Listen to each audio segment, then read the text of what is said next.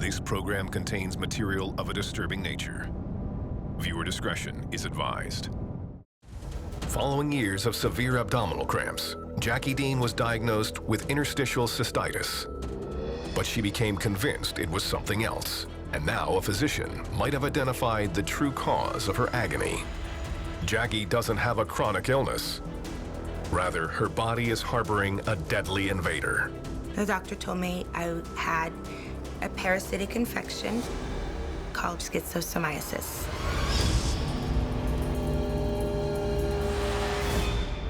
I never thought in a million years it could be a parasitic infection. I was terrified. Schistosomiasis is a life-threatening disease caused by parasitic worms. Inside Jackie's body, the worms nest and mate in her blood vessels. There, they release eggs, some of which lodge in the bladder and intestines, leading to Jackie's crippling pain, fatigue, and bleeding. When schistosoma eggs become lodged in organ tissues, the immune system responds by encasing them in a hard shell of specialized cells called a granuloma. Over time, the granulomas build up and cause inflammation, which in turn can lead to organ failure and ultimately, even death. Dr. Patrick Okolo is a gastroenterologist who's done extensive research on schistosomiasis and knows how hard it can be to diagnose. Schistosomiasis is a great masquerader because of its ability to produce different clinical conditions in someone.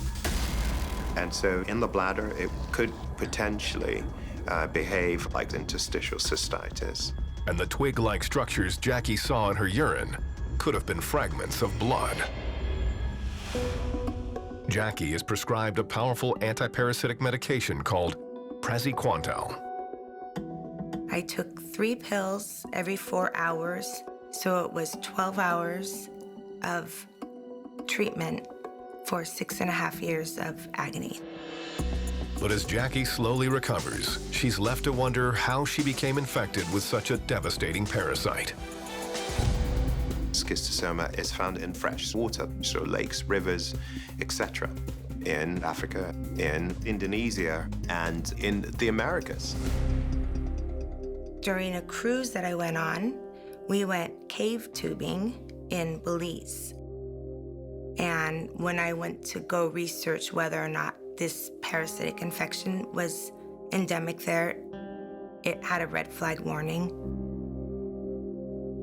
Schistosomiasis is sometimes called snail fever because schistosoma larvae incubate inside several different species of freshwater snail.